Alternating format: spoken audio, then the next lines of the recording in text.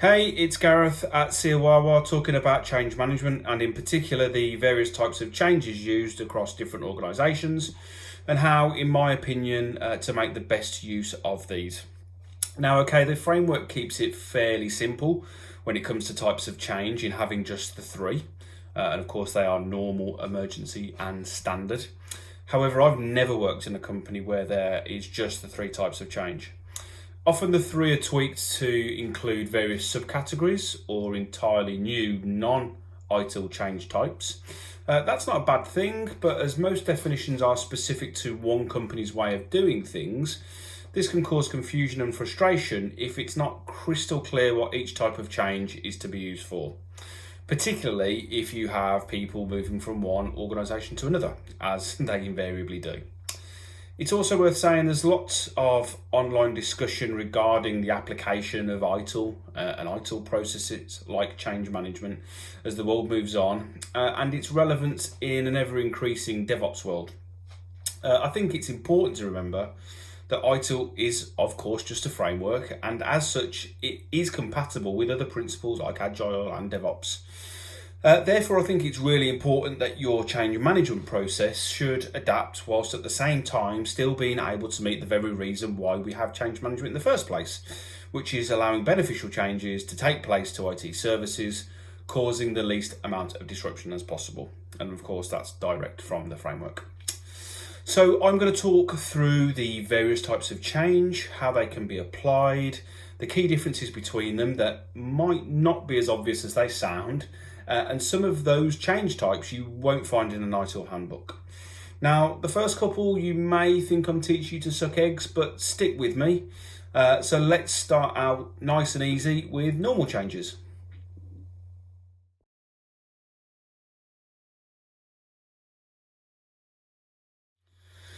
Okay, sort of as it sounds, these changes will be the majority of changes your IT function handles, and they will follow the normal change process, however your IT function describes that.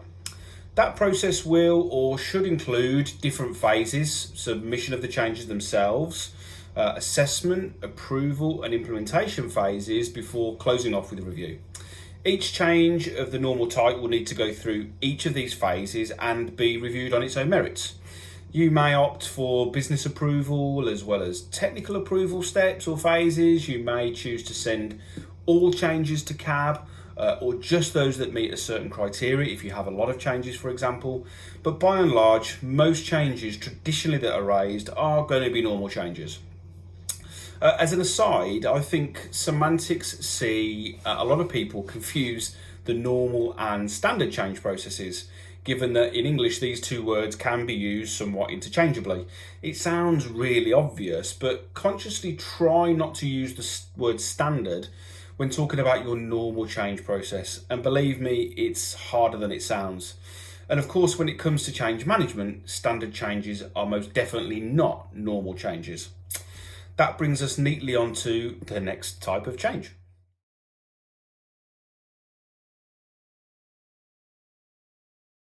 Now, as you'll know, certain changes are repeatable. The same activity done at the same time, at a certain frequency, done by the same group of people. Having each of those changes navigate through the normal change process might unnecessarily consume your team's time if they have to review and approve each of those changes, particularly when everyone, and I mean everyone, involved is supportive of those things just to happen, providing they follow the same path as they have done previously. We can't just say, well, we're happy that these changes don't cause us issues, so they don't need to navigate the change process anymore. Change management isn't just about approving what can take place when within your services. It's also essential in making sure that your CMDB is maintained and that there's an audit trail of what has changed when across your estate. So the answer? This is where you can start to build standard models for the purposes you need. And it's a really easy process to do. There's a set of questions that I tend to use, and whilst the answers will be different for each type of standard change model you're producing, the same questions can be used to start building up that standard change catalogue. So they are, who is allowed to request the change and who is allowed to implement that change? Which service or configuration item is the standard change applied to? When can the change be done? What are the exact steps to be carried out? And how is the change documented? Finally, what level of variation is allowed to that standard change model? Now, obviously, the more specific, the better. The handy thing is, the sorts of changes you want to create as standards will have already have been through your normal process, or should be, to prove that they are safe. So the answers to those questions most likely lie in what has been requested before and what did it take to get those changes through CAB. In fact, it's a good reminder actually, when creating your standard change models, they themselves should be assessed as changes that receive sign-off to enter your operation as standard change models. So to put a bit of meat on the bones, let's take an example. Let's say every Sunday the server that hosts your finance ledger application needs a reboot for whatever reason. The finance department have said that they are happy that this takes place every Sunday night between 10 and 11 until further notice. And the infrastructure support team have drafted a change template that stipulates that it will be one of their remote third line engineers that carries out the reboot to that specific finance server between 10 and 11. They've, within the change reference itself, listed the steps that they'll be taking, what checks they'll do beforehand, what testing they'll do afterwards, what will happen if the change doesn't go to plan or their back out plan, and what communications will happen during the change. We have enough information at that point to propose this as a standard change. We know the finance team have requested it. We know who is going to implement it. We know what's going to be changed, the state of the finance server, how and when. And the change is going to be documented or is documented within our service management toolset. Should another occurrence come along that meets all of those criteria, then that can be handled, managed and recorded as a standard change. Now, if a similar request comes from finance to say they need the same server bouncing on a Saturday morning instead of the time slot on a Sunday, we couldn't use that particular standard change model because the parameters are different and you'd be in normal change territory in that scenario. Unless, of course, your standard change model under that variation question states something like this server can be bounced at the weekend, where again the variation captured as part of the model would then allow you to proceed with that standard change. Ultimately though, whatever parameters are defined and accepted by your business or customers as acceptable can be used for standard changes. The difficulty I find is finding that balance. If you have very, very tight parameters for each standard change, you're going to find yourself creating a lot of standard change models. That in no way is a bad thing, but it does take time and effort to do. If you have really, really loose parameters, which I'd advise against, i.e. anyone can request for any server to be rebooted at any time of the day and anyone in IT can do that, you're going to quickly find that your changes start negatively impacting your user base and you defeat the objective of good change management, which is, as I've said before, creating beneficial changes with the least amount of disruption to your IT services.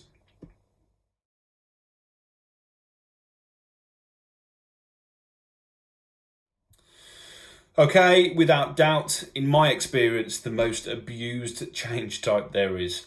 Of course, there are those situations where activity absolutely has to happen as quickly as possible to either prevent or fix an emergency situation. And for this reason, of course, emergency changes exist. However, what I have seen differ from pretty much every IT department I've ever worked in is that definition of the word emergency. And more often than not, there is no solid definition, which can just result in any change being promoted and accelerated if the requester does a good enough job of convincing the world that this is an emergency. In my opinion, a project manager forgetting to submit their change request in time to make the next cab does not constitute an emergency. Them doing so may have dire consequences, which could be embarrassing at best, but is it an emergency? I would argue not. Now, that's a pretty black and white example, and it's a grey world that we live in, but my advice to you, be really clear what does or does not constitute an emergency.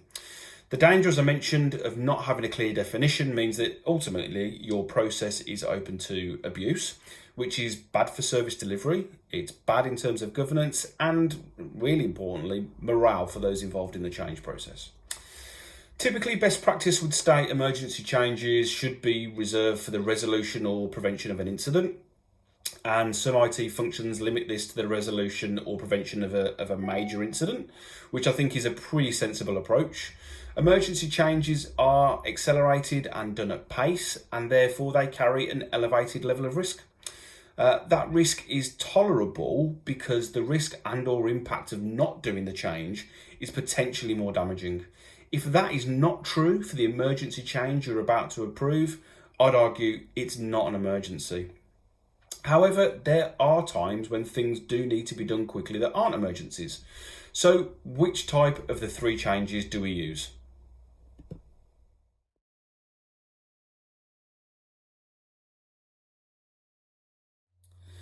Now, I hope you're familiar with that acronym, but probably best that you don't have a change category called that. However, I'd advise that your change process should be able to accommodate changes that aren't emergencies but need to be done quickly.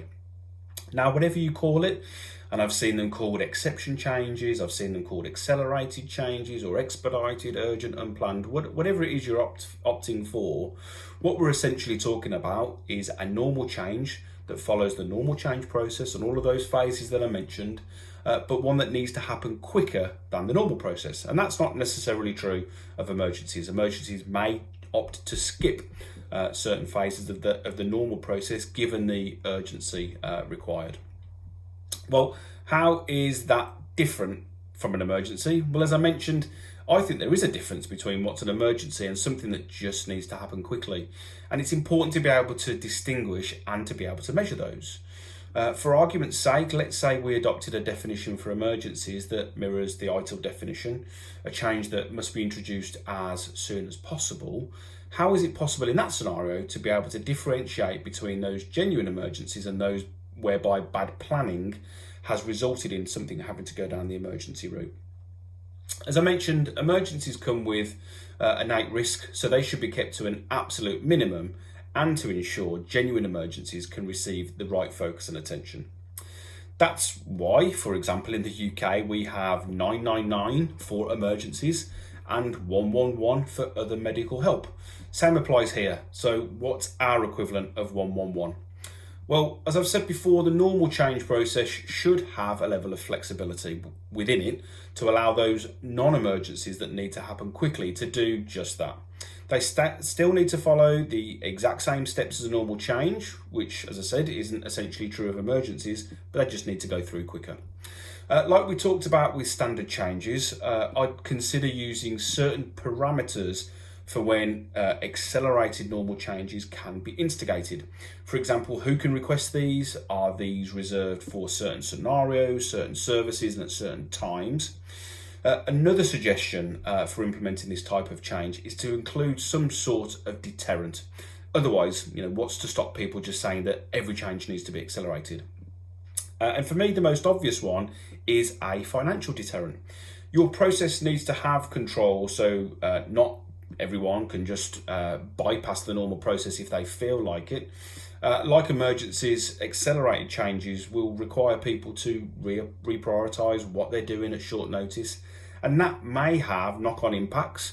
Therefore, including a penalty or charge of sorts for progressing these types of changes filters out those that genuinely need to happen from those that can probably wait a little bit longer. And this is how the world works, right? If I want an online delivery on my doorstep tomorrow morning because I've promised Mrs. Farrell it will be here by then I pay a premium for making that happen. In this regards as well, it's important to be able to distinguish your exception changes or accelerated changes from those genuine emergencies. You'll need to know which changes are being accelerated and maybe come at that premium, opposed to those that are genuine emergency situations. So again, being able to distinguish, very important in my opinion.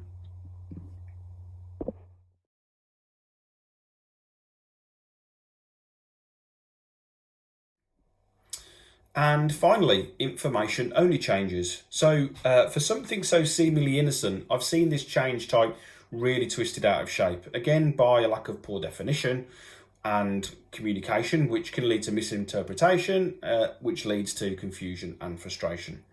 Now, I say a lot to the change teams that I've worked with. Change management is very much like the air traffic control tower at the airport. Not only is it there to guiding the planes to take off and land safely without crashing into one another, it's also capturing and disseminating other key bits of information which could impact the planes from doing just that. For example, local weather conditions, things taking place on the ground, and so on. With that analogy in mind, this is where information only types of change can come in really useful.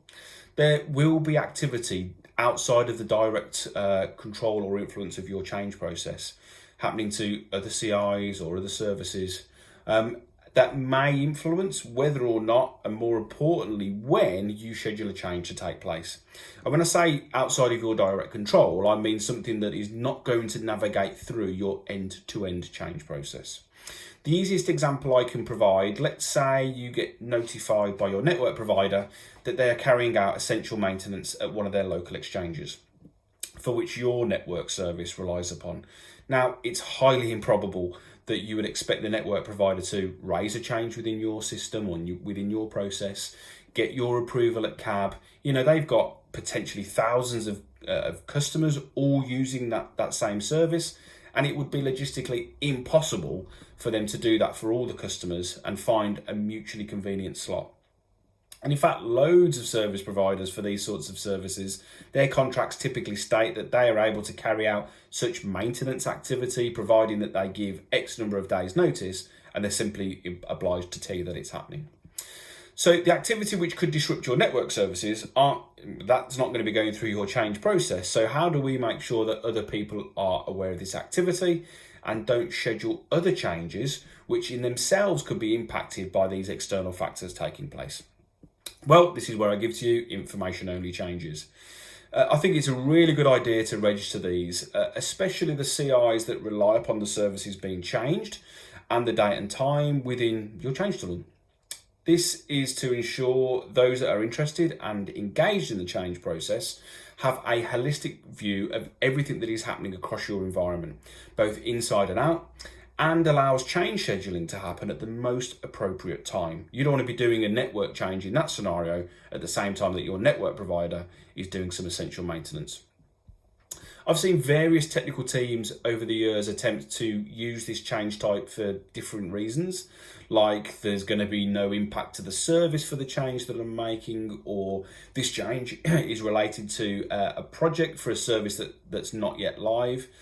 Golden rule for information only changes: can the members of your change process control or influence what happens within that change? If the answer is yes, it's not information only. Okay, that's all for this time. I hope you found this useful or interesting at least. Let me know in the comments how you use change or the types of change within your process, and indeed if there are any other types of change that you adopt. Don't forget to subscribe, and see you next time at SIOAOA.